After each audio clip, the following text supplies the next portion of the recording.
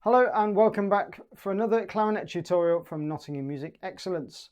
So at last I'm going to finish the grade 6 book. I'm nearly there. So I've just played Marche en Rondeu by Terence Greaves.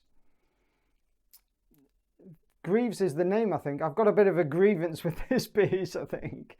I didn't plan to say that, but I just think, I always feel like I'm moaning on half the pieces, you know, like, oh, this is a hard piece, you know, for this grade. And, but I feel like, you know, we are going to have a moan about this piece, I think. I think it's quite a nice piece, actually, but crikey me. You know, this is tonguing and some, isn't it, for grade 6? But anyway, I hope you enjoyed that performance. And if you're doing this, if you're brave enough to do this for grade 6, then stay tuned. I'm going to show you how to make it sound really awesome. So let's have a look at some of this detail. So straight away, you've got to really be careful where you place this entry, haven't you? So the piano goes dum, dum, dum, dum, dum, dum, dum, da da da da da da da da da da dum. So precision is the key here, isn't it? The key, the note. Precision really is the thing on this one. Quite nasty.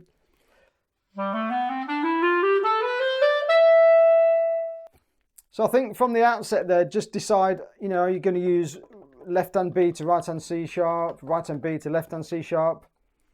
How do you normally play your D major scale? So write that in, I think, from the outset. And then I think we have to talk about the tonguing, don't we?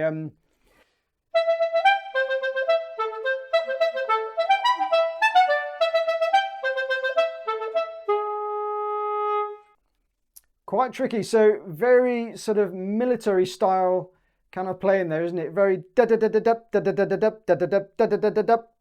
Got to be so good on your tonguing. I actually haven't played this for ages because I recorded all the pieces with the backing tracks before Christmas, kind of ages ago, and now I haven't played it for ages. So I don't think I'm going to demonstrate any of this stuff in the tutorial up to tempo, but anyway, I'm going to give you a few tips along the way. So if you're having a go at this one for grade 6, then I presume you're so into your technique and your tonguing that you're thinking, I'm going to really show them on this one, you know, and your tonguing must be already really good or something. So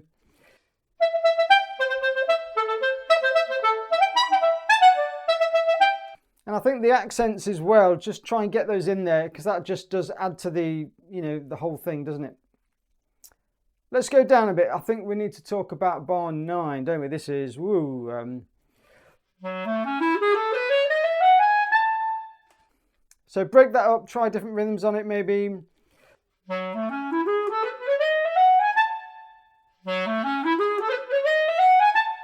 It's actually quite hard to do. I'll try it the other way around. And then we'll put all that together.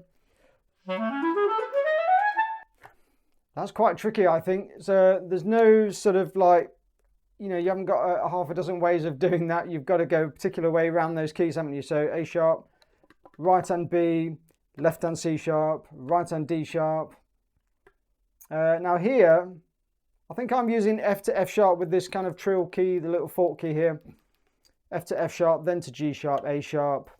So I'm not swapping the finger. I think that would be the normal way to do it.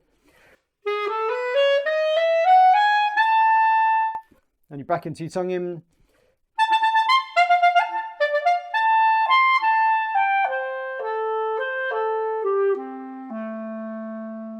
And then, whew, we get a break. And I'm always moaning that a lot of these pieces for ABRSM, you don't get any time off at all. But hey, we've got one here. So we've got 8 bars off, pretty much. So we've got a bit of piano. And actually, this is quite a nice moment, I think. So the piano comes in with a completely different sort of idea. And you have to kind of take that over and come in sort of, it says piano cantabile. And I think the cantabile really is the feel of the thing here. So in a really nice, smooth singing style.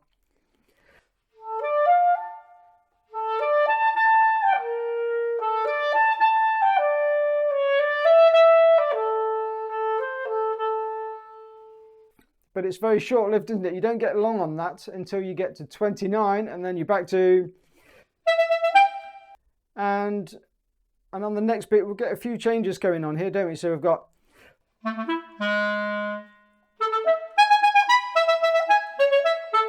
And then we're back to the tricky passage again with the, what you might call like the F-sharp major fingering.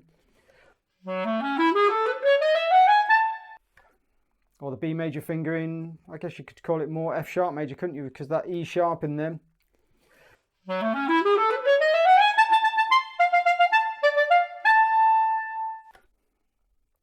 And then I think it gets even harder, doesn't it? I think this next section is slightly trickier. So we've got bar 40. Oh, that's quite tricky, isn't it? G sharp to E.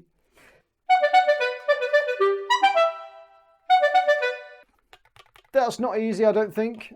And then we're getting into the tricky bit again, down to PP.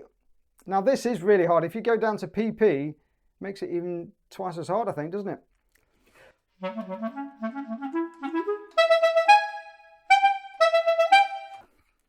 I think that's quite tricky. There is a bit of a cheat there. You could go da da da da da da. So for the D sharp, if you wanted to cheat that to make it slightly easier, I'm not sure, I'm not absolutely convinced that it's easier, but you can just do like a one finger and the middle finger down there.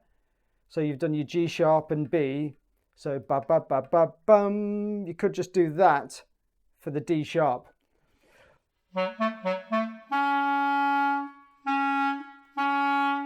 So that works really well. Whether it is actually easy, I think you'd have to try them both out to really, I can't remember now how I played it on the recording, but I've got a feeling I might have done that for the recording.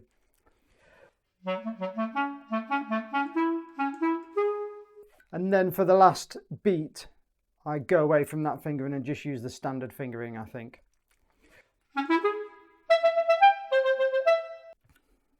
Now the next section, another cantabile section. And I think this is, again, quite tricky going around the D here.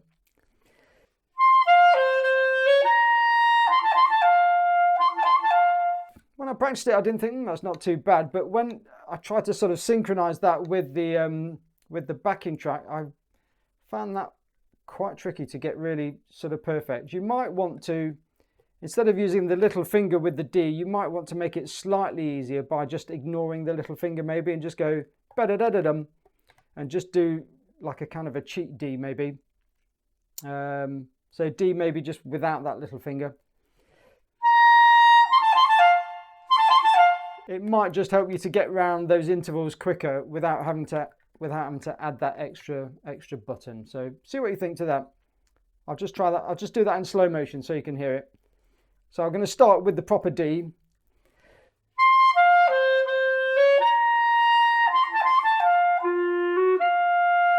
So I didn't use the proper finger in there for the D. I just kind of did a quick way around that. I don't think it's not on quicker notes. It's quite hard to hear the difference, but. And then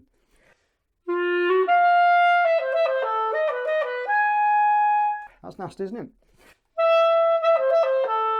So I think there what I did a left hand B so that I have more time to sort of use the right hand D flat on the next bar. So I'm kind of playing.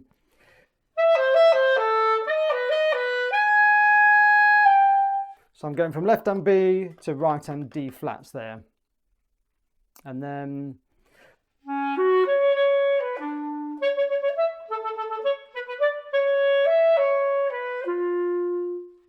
And then we've still got another page to play of difficult stuff, most of it material that you've already played. Another one of those again, but I think the closing section here, be really careful. Another cantabile at 67,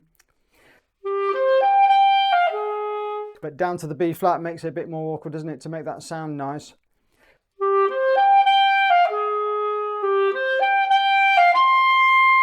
And then use this crescendo here to make this sound good.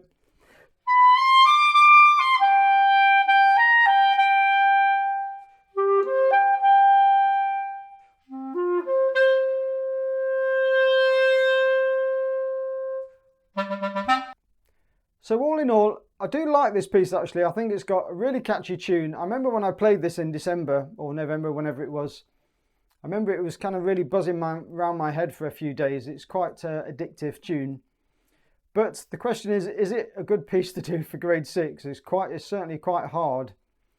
But you know, if you like those technically based pieces and you're really up for the technical challenges and you're good at tonguing, I think you might get a real buzz out of this one. But anyway, so have a go at playing along with the piano part yourself. I have reduced it a little bit just to make it a bit more manageable, and see how you get on with that and see if you can get it really accurate. Okay, so do let me know in the comment section how you're getting on. Take care. Bye.